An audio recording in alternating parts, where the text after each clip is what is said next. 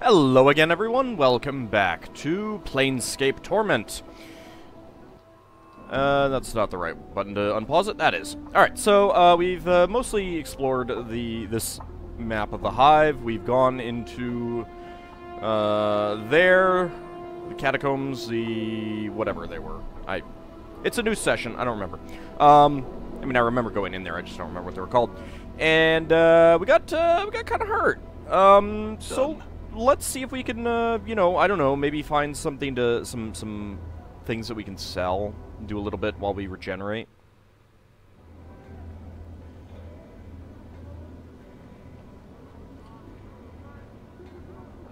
Alright, let's see. Hive Tout, Porphyron sounds like someone that we'll want to talk to. Oh, hey, a Black Abishai! Sweet. I kind of want to talk to the Black Abishai. Want to see what you have to say. This black-scaled reptile towers to a height of 8 feet. Its great height, however, is offset by its thin, snake-like frame. A long prehensile tail drags behind it, and its leathery wings are hooked behind its back. A strong vinegary smell emanates from the creature, as well as a certain amount of heat. It seems to be ignoring you. Hello! Oh, Chief. Mort cuts in before you can speak to the creature. Bar that. You don't want to be rattling your bone box with any fiend on the street. Leave be. But I wanted to ask it some questions. No, you don't. Mort glances at the creature, then turns back to you and lowers his voice to a whisper. They're touchy. Let's just go. I'll risk it.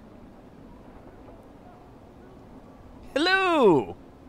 The creature slowly turns its head down to look at you. Its scaled forehead wrinkles into a frown. Then it opens its mouth, giving a low, rasping hiss. You notice that the heat radiating from the creature begins to rise. I would speak with you for a moment, good sir. The creature opens its mouth, displaying a row of blackened fangs. Fire begins to dance around the shoulders and arms of the creature as it gives a long, low hiss. Calm yourself, I just wanted to talk to you. The creature speaks in a rasping hiss. Its voice sounds like two rough stones being scraped together. It hisses for a few moments, its gravelly voice rising and falling. What? The creature snarls. Nothing to say to you, do I? The fiend's eyes narrow to slits. If stay, your warm blood will cover the stones. Well, I just wanted to ask you some questions. The creature roars, then it launches itself at you. Alright, I feel like I'm probably gonna die here, but, I have the power of, save games, so... Hello! I am totally gonna die. How many times must this fool die? I don't know how many times, can I find ways to kill myself. I know that you, basically just get resurrected here, but, we won't be doing that. That's, I knew that was gonna happen, so... I was pretty sure that was gonna happen, we'll put it that way. So let's not do that. You have a name, sir. Let's, talk to you. Every inch of this man's skin is covered in a web of black lines. It's as if some artist chose to accentuate every crease in his flesh with a quill pen. The overall effect is such that even when his face shows no expression, he appears to be frowning. Howdy! This one has a name. This one is called Porphyron. The man's voice is like a gong. As he speaks, the lines on his face bend and settle into a series of spherical patterns. This one would know. Why do you address this one? I just wanted to ask you some questions about the city. This one would have you know. This one cannot answer your questions. The lines on his face twist into angles and split into a mess of scribbles. This one has only recently stepped foot in this place of walls. Alright then, but I have to ask you this. Why do those lines upon your face move? The lines show anger. Do you take offense? The lines slowly straighten, forming into gentle curves. No offense was meant. Will you accept the many apologies for this one? No offense taken. Why are you angry? This one tells of event recent. Did you know this one was beset by 3? The 3 demanded an item of this one. This one feared an attack. What does this one do? This one surrendered the item. Well, you were right to be afraid. If there were 3, they might have killed you had you not given up the item. This one has been misunderstood. The lines on his face become angled, then smooth into curves again. This one did not fear being killed. This one feared killing the 3. Well, if you could have killed them, why did you let them rob you? This one walks the path of a warrior. Many weapons have walked with this one. The fist, the blade, the stave, the hatchet, the smiter. These tools are all known to this one. That's not much of an explanation. Again, if you're a warrior with that much training, why let them rob you? This one is forbidden to attack. Well, but you'd be defending yourself. That's a little bit different. The lines ripple across his face as he speaks. If this one had struck at the 3 in anger, the vow of non-violence would be unmade. Oh, okay. Vow of non-violence. You're a warrior and a pacifist? This one is unfamiliar with your speech. What is this pacifist? Never mind. Why did you train so much if you were not permitted to attack another? This one is one of the Order of Age. We await the final days where all will be called to battle. The training and skills of this one, they are to be kept silent until then. In the meantime, will you let yourself be robbed in the street without defending yourself? This one will clarify. The item is of value. The discipline of the Age is of greater value. Well, since you won't fight, any chance you could talk these thieves into returning your item? This one addresses the 3 thieves. What happens? The requests of this one are met with scorn. The 3 will not return the item. I could go see if I could get the item back for you. I could go beat them like dogs and take back what they stole. I could go get that item back for you if you could pay me for my services. I could go see if I could get that item back for you. This one must ask, would you bring violence to the 3 that have robbed this one? Well, if they aren't smart enough to hand it over when I ask, things could get ugly. Not if I can help it. This one fears a message absent of violence will not be understood. The lines on the man's face form into a series of ellipses. This one is not opposed to you trying. Alright then, what is this item you've lost? The item is this, a rope of black and red prayer beads worn around the neck. The worth of these beads is not measured in copper. The worth of these beads is measured in faith. Alright then, I'll see if I can find this necklace. Do you know where these 3 thugs might be? This one knows where the angry words were traded and the item lost. By the bar that burns inside, the 3 were outside the place, dressed in black and red. 3 robbers dressed in black and red, outside a bar that burns on the inside. Well, that can't be too hard to find. Very well. Updated my journal. Alrighty, we got a fleece, we got some hive thugs, and we got someone else with a name. Hello? This man appears less dour and wary of passers-by than the people around him. He moves with an upbeat gait, casually scanning the ground to either side of him as he goes. As you approach him, he nods a friendly greeting. Howdy! Hello, Cutter. Say, you seen any debtors about? None nearby, no. I had some questions. Well, there were some back on the previous screen.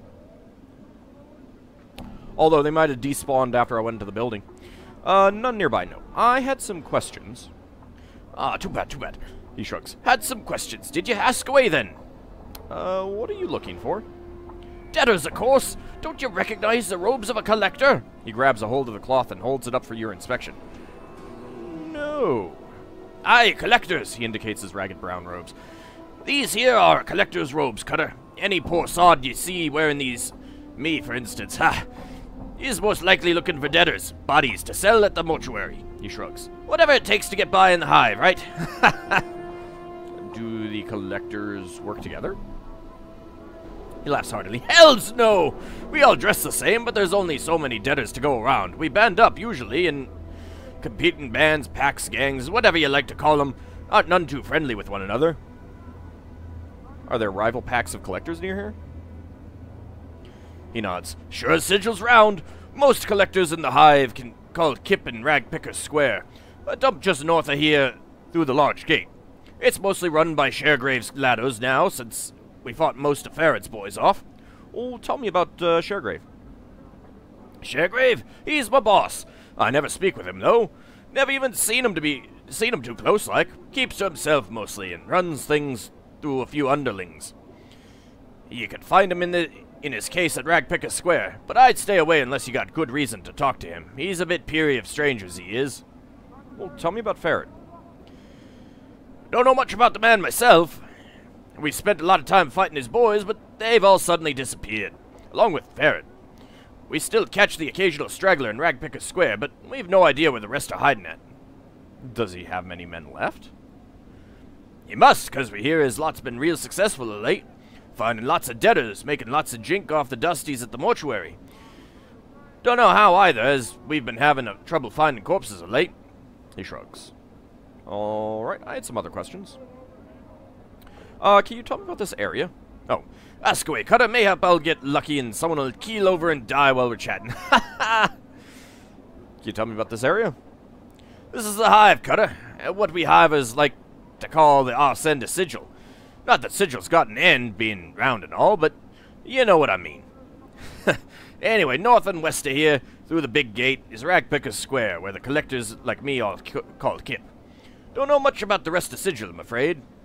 I'm searching for a journal I've lost. No, I haven't run across one. Tell you what, though, if I do, I'll hold on to it for you. Wow, thanks. I'm also looking for a man named Ferret.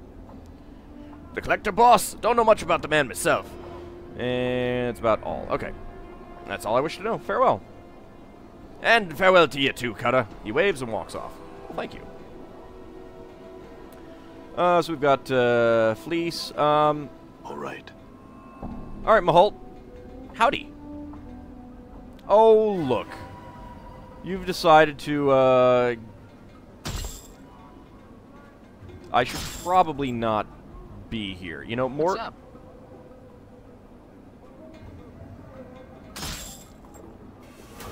Okay. Oh, crap. Let's see. I am at 1 hit point. I should probably... Oh, yeah, that's right. I need to, use that from my quick slot. Is that it? Yes.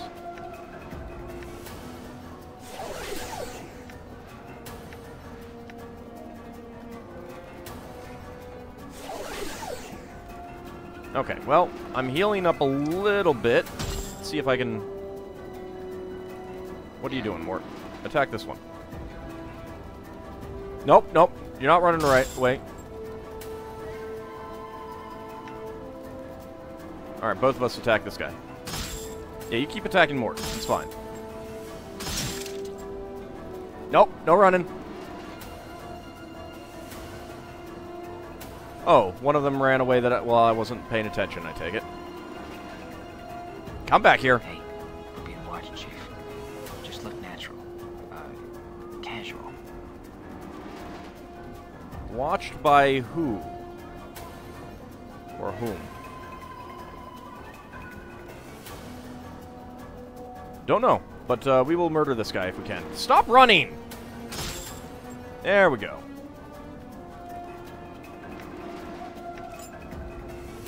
I'll go up here and loot the other thing.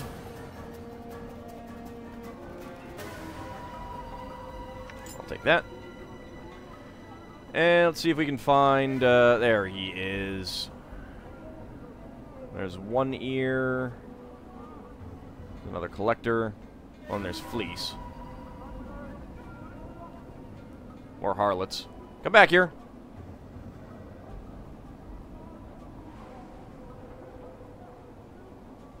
Come back here. Gotta make... Die. Wow. Holy cow. Well... I'll take that. Huh? Alright, Mort.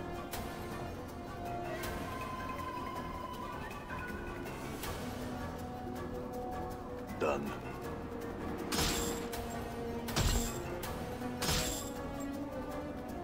Come back here. Stop running. Stop running. And Mar, I think, is saying, "Psst, hey, you." I don't know what the heck those are. Get your butt back here. Stop it. There we go. I'll take that. Alright, Mort, go block him off. You've got better armor class than I do. I need armor. I might want to earn some jink, but first I gotta... Critical miss. I gotta kill these thugs. Stop moving. Where are you going? Where are you going? Yes, get stuck in a corner. I'll take your coins. Alright, Mort. Chief. Go take him. I said go take him. Mort, what are you doing? There we go.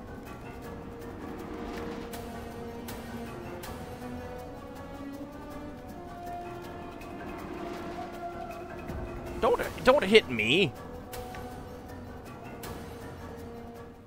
What the heck just happened? Aw, did I accidentally... Aw, boo. I accidentally left. Well, What's he's... the word, Chief? Still... Well, no, actually, he's not still. That's a... I think that's a different one. All right. Damn it. Don't critical miss on him.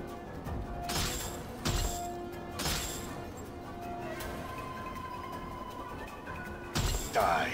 There we go. What's up? Ooh, bronze bracelet. I'll take that. My inventory is full. Yeah. Oh, no! Done. Alright, start beating him.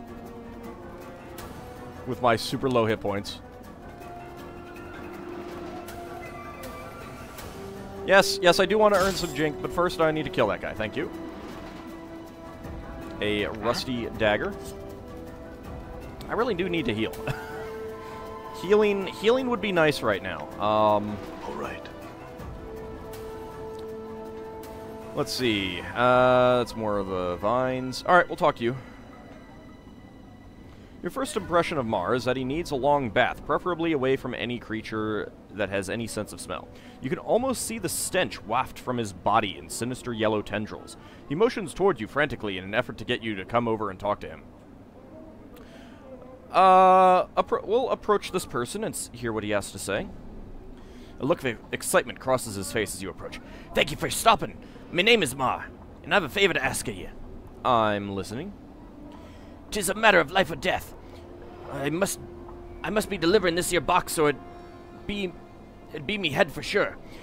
'Tis me bad luck that I twisted me leg something fierce. So will you help me out by delivering this here box for me?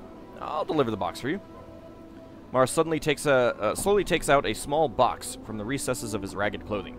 For the briefest of moments, you see a look of regret cross his face. Then it is gone, as he looks at you and hands you the box.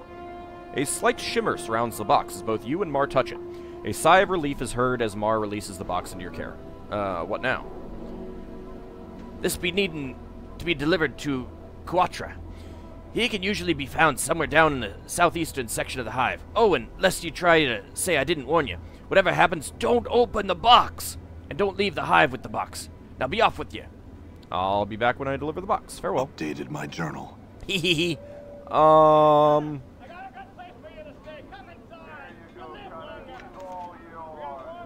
Mort, like Latin for death.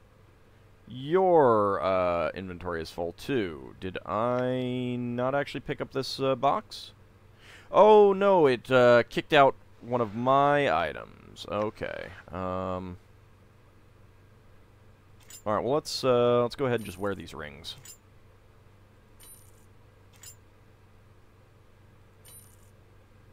I'm already wearing an earring, so that can't be.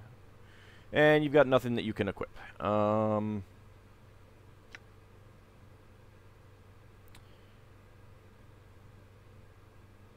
Well, let's go ahead and do that. Let's see. That is 1 to 3 damage, breakable.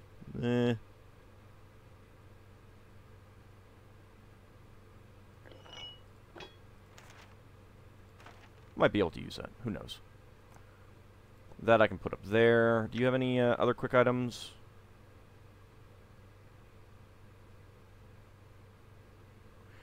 Well, actually, you've got some stuff that you can put there. I probably won't use use these, but we can at least put them there. What about you?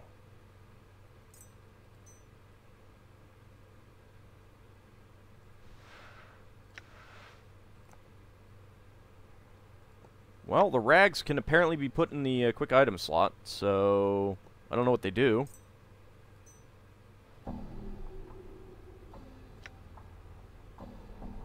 But hey, who cares right now, right?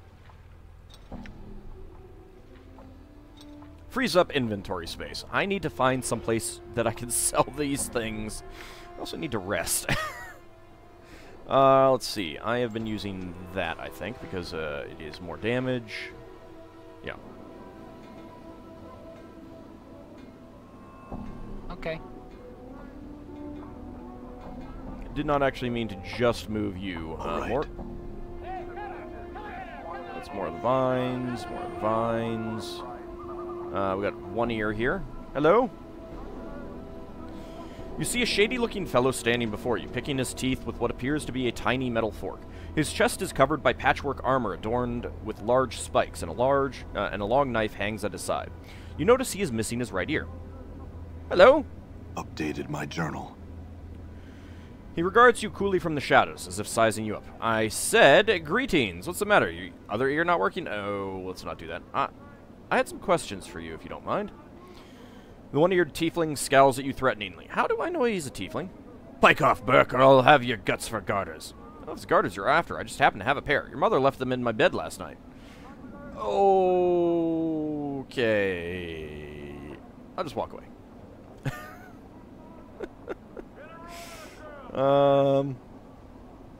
Collector, harlot collector. Yeah, I know it's not. It just looks like harlot collector.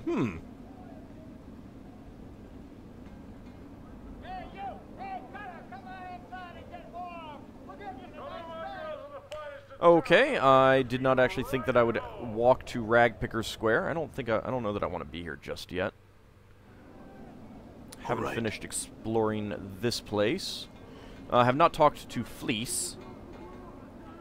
You see a man who is looking around at the buildings with some confusion. He looks lost and is mumbling to himself. Howdy! The man looks relieved. At last! I beg your indulgence, good sir. I seem to have gotten turned around in this maze of streets. He chuckles uncomfortably. I'm afraid this area of the city is somewhat... He glances around apprehensively. Unknown to me. The residents seem most unwilling to extend aid to a visitor. He looks at you hopefully. Could I prevail upon you to help me, perchance? Certainly. Where are you trying to go? I seek the house of my Aunt Marguerite. She is reported to dwell in a house close to the mortuary, but the street layout seems to have changed since my last visit. Do you know of the house of which I speak? I'm afraid I have never heard of such a place. The man frowns in disappointment. I suppose it would have been too much good fortune to hope that you would know of such a place. He nods slightly and thanks. Well, I thank you for your time, good sir. It is most welcome in these streets. All right, farewell.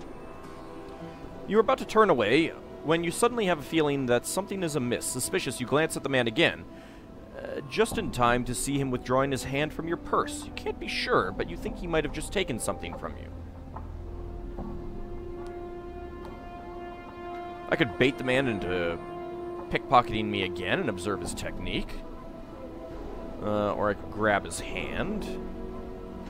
Or, hey, what do you think? You know what? I want to see what this does. I mean, I'm not going to go thief route, but, you know, this might give me some additional benefit. It gave me a whole whopping 1,000 experience points. You engage the man in light conversation and secretly study his movements. This man seems to rely on two things. One, pretending to be a high-class citizen out of his element to lower the target's guard, and two, distracting the mark by having the victim point out directions. When the victim turns to point at a street or landmark, the man skims the mark's purse and tucks items into his conveniently long sleeves.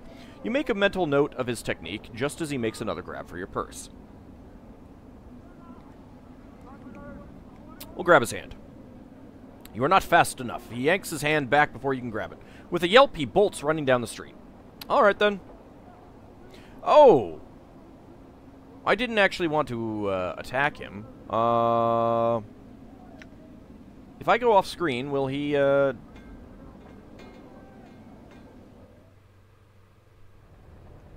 mean, I'd probably get experience for that, but...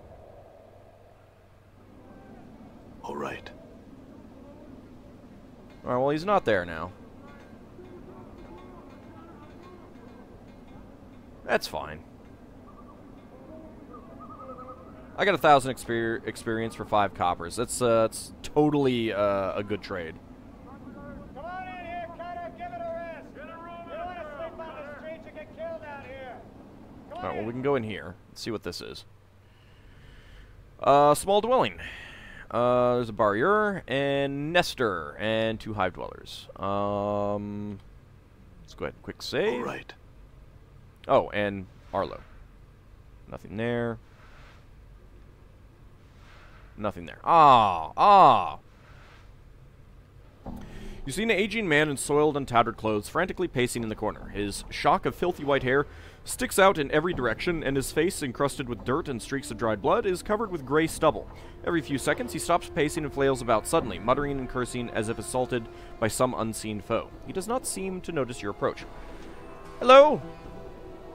At the sound of your voice, the old loon whirls about to face you, his wide, staring eyes bulging in their sockets. He regards you for a brief moment, then returns to his raving. No! It's not you! But soon, yes, soon.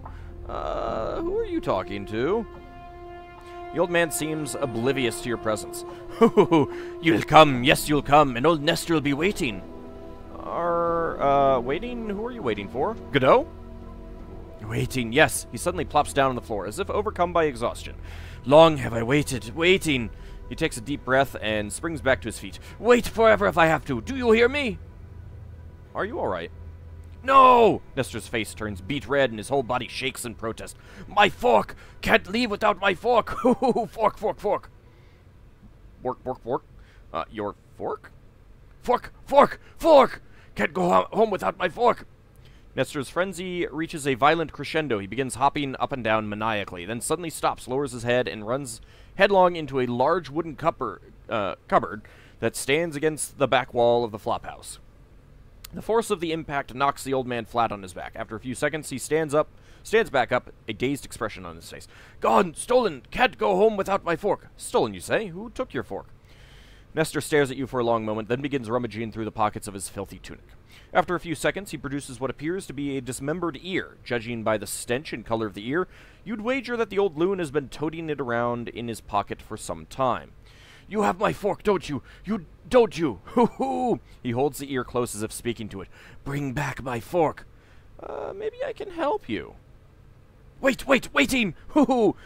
He shakes the ear violently as he shouts into it. Until you bring it back, then I can go home. Right. I will try to find your fork then. Farewell. Updated my journal. Noble Spirit. Achievement unlocked. Did that actually change my alignment? How do I get to that again? Oh, right.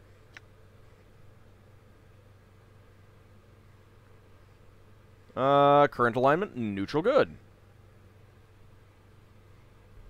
I'm okay with that. Let's go talk to you. You see the tall figure of a creature standing before you. The lower portion of his body resembles that of a goat. However, just above its powerful forelegs, its shape takes on a more human appearance, with a man's torso, arms, and head, all of which are covered in polished armor. The creature's eyes are closed and it appears to be sleeping. Hello? The creature snorts briefly, but its eyes remain shut. Apparently, it is not a light sleeper. Alright, I'll let the creature sleep. Hello? You see a short, balding man standing in what serves as the foyer to this ramshackle flophouse. His bushy brows are furrowed in concentration as he picks at what appears to be scabs on his large, bulbous nose. Ew. Hello?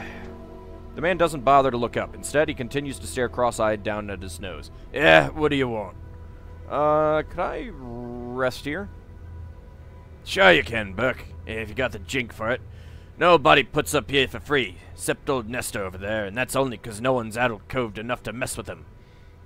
Very well. How much for a bed? It'll cost you 5 coppers. He wipes his dirty hand on the front of his even dirtier shirt, then thrusts it towards you, palm up. I will give you 5 coppers and rest.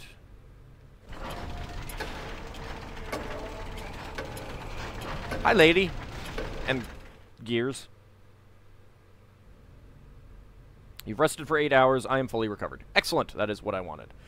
All right. I think we will call it an episode here.